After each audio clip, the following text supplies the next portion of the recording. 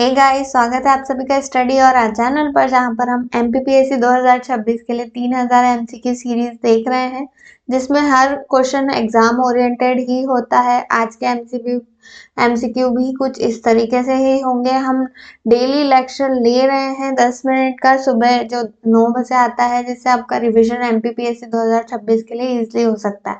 तो मध्य प्रदेश की नदियों का टॉपिक था हमारा। 673 क्वेश्चंस हम ऑलरेडी सॉल्व कर चुके हैं पहले के लेक्चर्स में। अब 674 से स्टार्ट करते हैं। यहाँ पे चलिए स्टार्ट करते हैं। क्षिप्रा काली सिंध किस नदी की सहायक नदी है? तो चंबल नदी की सहायक नदी है। वहीं हम चंबल की बात करते हैं तो चंबल का उद्गम स्थल क्या है? तो महू, इंदौर के पास महू जनापाव हिल से चंबल का उद्गम स्थल है। इसके बाद दक्षिण की ओर से मिलने वाली गंगा की प्रमुख सहायक नदी कौन सी है पूछा जाए तो सोन नदी जो है वो प्रमुख सहायक नदी है गंगा की, जो कि दक्षिण की ओर से मिलती है। नेक्स्ट पे चलते हैं। सांची एवं विदिशा नगर किस नदी पर स्थित है? तो बेतवा नदी पर स्थित है। इसके बाद कितने सेंटीमीटर की समवर्षा रेखा मध्य प्रदेश के अधिकांश भागों में पाई जाती है? तो 100 सेंटीमीटर की समवर्षा रेखा पाई जाती है मध्य प्रदेश के अधिकांश भागों में। फिर आता है निम्न में से कौन सी नदी भ्रंश घाटी से होकर प्रवाहित होती है? तो भ्रंश घाटी से होकर नर्मदा नदी जो है वो प्रवाहित होती है। फिर नेक्स्ट पे चलते हैं। निम्न में से किस नदी का वर्णन कादम्बरी तथा मेघदूत में किया गया है? तो बेतवा नदी का जो वर्णन है वो कादम्बरी और मेघदूत में किया गया है। तो ये दोनों बुक्स हैं। कादम्बरी जो कि बाणभट्ट के द्वारा लिखी गई थी और मेघदूत जो कि कालिदास द्वारा लिखी गई, ये दोनों बुक हैं। इनमें जो बेतवा है उसको वेत्रवती के नाम से बोला गया है। इसके बाद नेक्स्ट पे चलते हैं। निम्न में से किस नदी को वाल्मीकि रामायण में सुभद्रा कहा गया है? तो सोन नदी को वाल्मीकि रामायण में सुभद्रा के नाम से कहा गया है। इसके बाद पुराणों में वेनगंगा को किस नाम से जाना जाता था? तो बेवा, बैया, दीदी, ये तीनों ही नाम जो हैं वेनगंगा नदी के हैं। याद रखिए कि पुराणों में इसको बेवा के नाम से, बैया के नाम से और दीदी के नाम से बोला जाता था।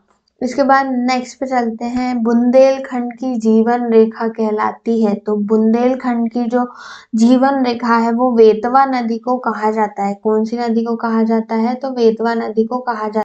तो बेतवा कहाँ से निकलती है? रायसेन डिस्ट्रिक्ट से निकलती है। याद रखिए, जो कि उत्तर पूर्व दिशा में बहते हुए रायसेन, विदिशा, झांसी और जालौन से बहती हुई यमुना में जाकर मिलती है। कहाँ पर मिलती है? तो हमीरपुर, उत्तर प्रदेश में जाकर ये यमुना में मिल जाती है। कौन सी? बेतवा नदी।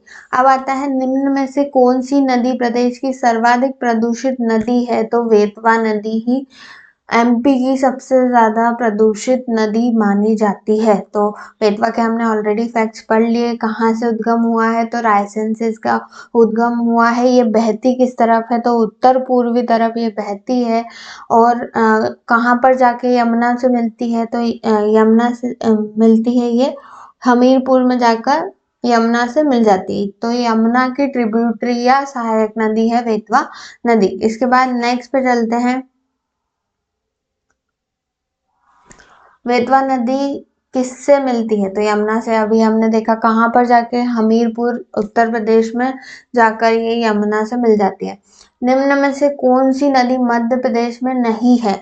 तो महानदी, नर्मदा, ताप्ती, कृष्णा। तो पहली महानदी भी नहीं है और कृष्णा नदी भी नहीं है, सिर्फ नर्मदा और ताप्ती एमपी में है। नेक्स्ट पे चलते हैं। नर्मदा और ताप्ती के अतिरिक्त मध्य प्रदेश की नदियां अरब सागर में गिरती हैं, बंगाल की खाड़ी में गिरती हैं, हिंद महासागर में दूसरी नदियों में जाकर मिलती है। नहीं, बंगाल की खाड़ी में जाकर मिलती है। वहीं नर्मदा और ताप्ती अरब सागर में जाकर मिलती है। कहाँ पर? अरब सागर में जाकर मिलती है नर्मदा और ताप्ती। और बंगाल की खाड़ी में बाकी सारी जो नदियां हैं वो मिलती हैं बंगाल की खाड़ी में जाकर। इसके बाद आता है नर्मदा नदी का उद्गम स्रोत है अमरकंटक, तो कहाँ है? अमरकंटक की पहाड़ियों से निकलती है नर्मदा नदी। नेक्स्ट पे चलते हैं, निम्न में से कौन सी नदी यमुना नदी में नहीं मिलती? तो अभी वेतवा पढ़ा हमने, वेतवा के बारे में हमने पढ़ा कि वेतवा रायसेन से हुई हमीरपुर में जाके मिल जा रही है यमुना से, तो वेतवा तो कट गई, वेतवा नहीं। फिर केन नहीं, चंबल नहीं, ये सभी काय की यमुना की ही ट्रिब्यूटरी है, केन, वेतवा और चंबल। बट सोन वेतवा की ट्रिब्यूटरी नहीं है। इसके बाद आता है, निम्न में से कौन सी नदी पश्चिम की ओर बहती है? तो हमने ऑलरेडी देखा था कि नर्मदा पूर्व से पश्चिम की ओर बहती है, नर्मदा नदी जो है वो पूर्व से पश्चिम की ओर बहती है, तो इनमें से ऑप्शन में नर्मदा जो है वो बहती है पूर्व से पश्चिम की ओर। तो क्वेश्चन अगर आता है कि पश्चिम की ओर कौन सी नदी बहती है, तो नर्मदा नदी बहती है। तो अगर आपको एक बार मैं रिमाइंड कर देती हूँ कि अगर आपको ये सीरीज अच्छी लग रही है तो मेरे चैनल को लाइक शेयर सब्सक्राइब करना ना भूलें, और जो भी पहले क्वेश्चन हो चुके हैं, लेक्चर्स हो चुके हैं, उनके वीडियो के प्लेलिस्ट में इस वीडियो के डिस्क्रिप्शन में ऑलरेडी डाल देती हूँ, तो आप उसको भी चेक कर सकते हैं। या फिर अगर आपको एमपी जीके पढ़ना है हैंड रिटन नोट्स के थ्रू, तो उसके भी वीडियोस मैंने डालना अपलोड करना शुरू कर दिया है, और हिस्ट्री के भी ऑलरेडी वीडियोस 6 से 7 हैंड रिटन नोट्स के वीडियोस डल चुके हैं। तो जिनको हैंड रिटन नोट्स से पढ़ना पसंद है, तो आप मेरे चैनल को लाइक शेयर सब्सक्राइब कर सकते हैं, और वहां जाकर देख सकते हैं कि किस तरीके से आप अपने हैंड रिटन नोट्स के थ्रू पढ़ सकते हैं और अपने हैंड रिटन नोट्स बना सकते हैं। तो चलिए, यहाँ तक हो गया है। इसके बाद नेक्स्ट क्वेश्चन पे चलते हैं। 690, महेश्वर या माहिष्मती निम्न में से किस नदी के तट पर स्थित है? तो नर्मदा नदी के तट पर स्थित है। फिर आता है चंबल, चंबल नदी का प्रवाह निम्न में से किन किन राज्यों में है? तो चंबल नदी जो है सबसे पहले तो मध्य प्रदेश के उत्तरी, अगर पूछा जाए कि उत्तरी सीमा कौन सी नदी बनाती है, तो चंबल नदी बनाती है उत्तरी सीमा मध्य प्रदेश की।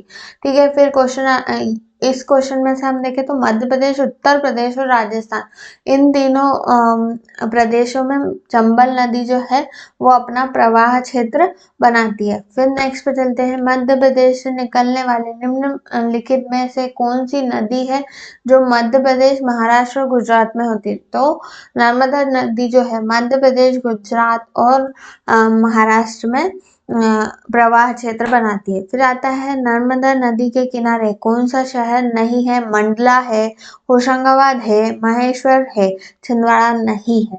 ठीक है, नेक्स्ट पे चलते हैं, मध्य प्रदेश में निम्न में से कौन सी नदी नहीं है? तो पार्वती, यमुना, सिंध, सोन। तो इनमें से यमुना नदी जो है वो मध्य प्रदेश में नहीं है, ये यूपी साइड में है। एमपी में पार्वती, सिंध, सोन है। फिर नेक्स्ट पे चलते हैं, नर्मदा नदी के निम्न में से कौन सा शहर स्थित है? ओमकारेश्वर है, जबलपुर है, झाबुआ है, ये सब नर्मदा नदी के तट पर स्थित है। फिर आता है धार किस नदी पर स्थित है? तो धार भी नर्मदा नदी के तट पर स्थित है। फिर आता है, वेतवा नदी का उद्गम कहाँ से हुआ है? तो वेतवा नदी का उद्गम जो है वो कुमरा, तो वेतवा नदी कहाँ से? कुमरा, जो कि कहाँ है? रायसेन में। हमने ऑलरेडी वेतवा के बारे में पढ़ चुके हैं। वेतवा मध्य प्रदेश की सबसे प्रदूषित नदी भी बोली जाती है। ये यमुना में जाकर मिलती है, और इसकी जो लंबाई है वो 480 किलोमीटर है। हमीरपुर में जाकर, हमीरपुर डिस्ट्रिक्ट है उत्तर प्रदेश का, वहां पर ये यमुना में जाकर मिल जाती है। अब नेक्स्ट पे चलते हैं, निम्न में से कौन सी नदी चंबल में नहीं मिलती है? तो पार्वती, काली सिंध, क्षिप्रा, ये तीनों ही चंबल की ट्रिब्यूटरी है, पर वर्धा जो है ये चंबल की ट्रिब्यूटरी नहीं है। कौन सी नदी? वर्धा जो है वो चंबल की ट्रिब्यूटरी नहीं है।